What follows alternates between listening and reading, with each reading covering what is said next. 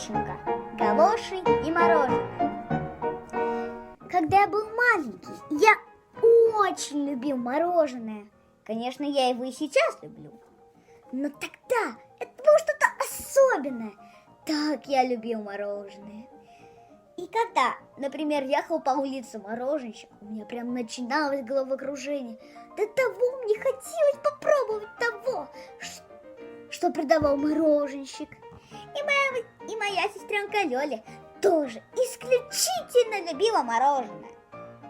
И мы с ней мечтали, что вот, когда вырастем большие, будем кушать мороженое не менее как 3, а то и 4 раза в день.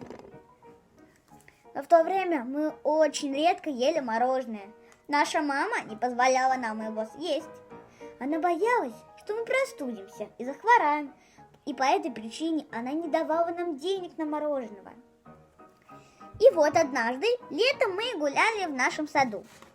И Лёля нашла в кустах галошу. Обыкновенную резиновую галошу. Причем очень ношеную и рваную. Наверное, кто-нибудь бросил ее, поскольку она разорвалась. Вот Лёля нашла эту галошу и надела ее на палку.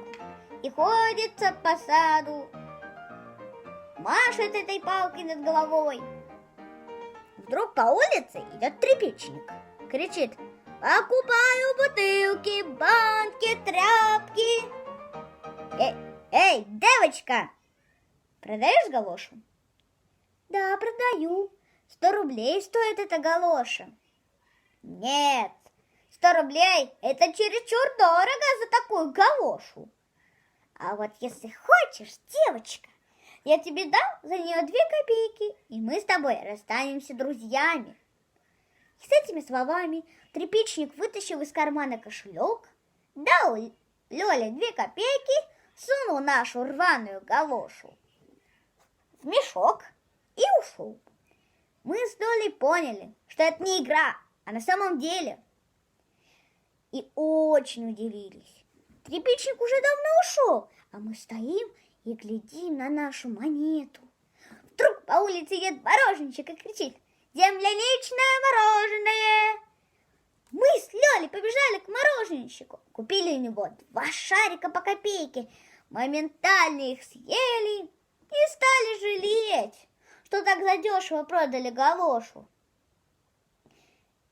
Лёлечка, на другой день Лёля мне говорит: Минка, сегодня я решила продать тряпичнику еще одну галошу.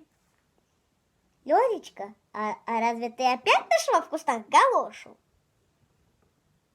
В кустах больше ничего нет, но у нас в прихожей, стоит, штук 15 этих галош. Если какую-нибудь продадим, то никто и не заметит.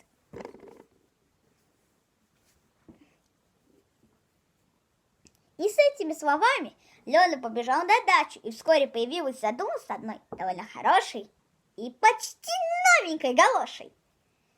Если тряпичник купил у нас такую рвань за 2 копейки,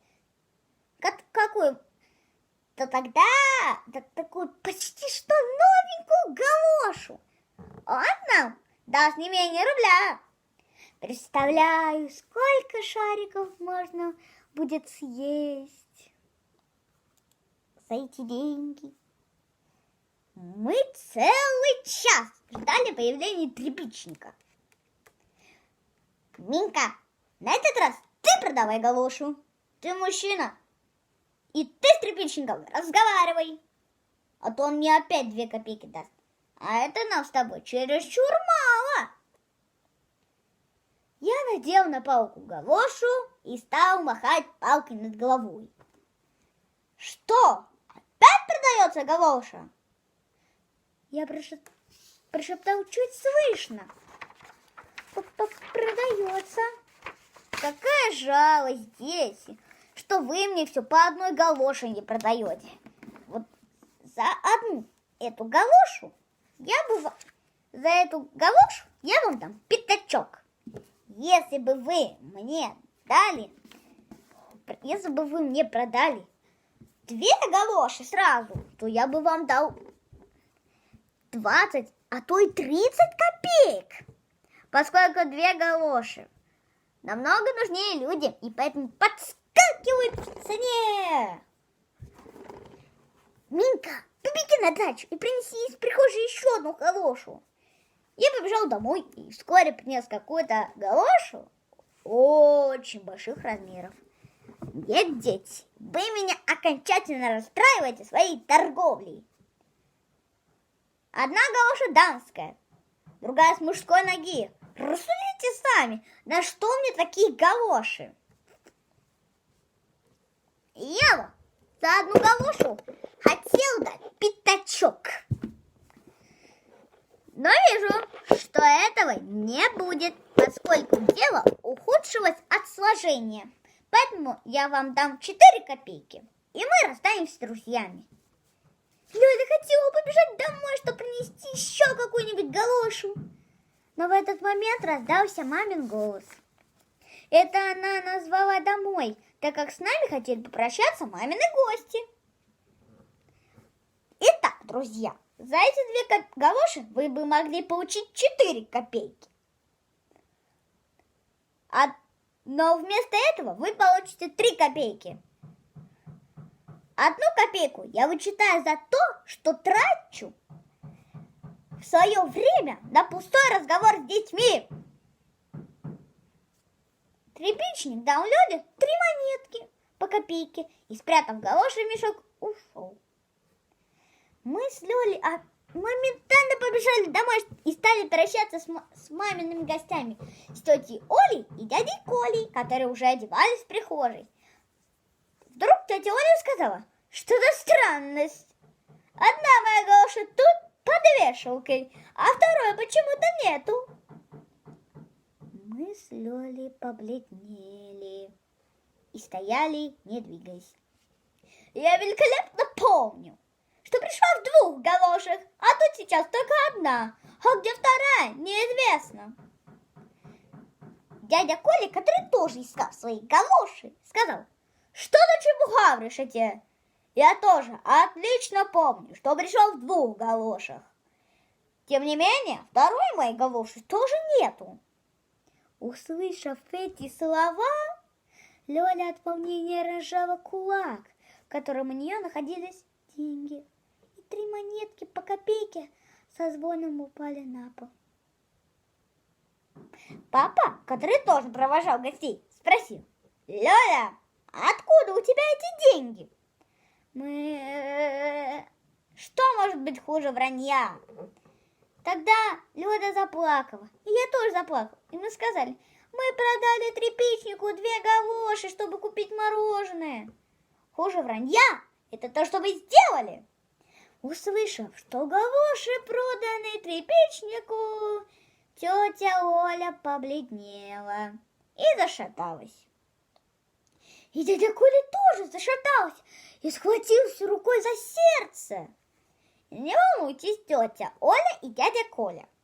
Я знаю, как нам надо поступить, чтобы вы не остались без галош. Я возьму все Ленины и Минкины игрушки, продам их тряпичнику, и на вырученные деньги мы приобретем вам новые галоши. И это еще не все. В течение 2 лет я запрещаю Лёле и Минке кушать мороженое.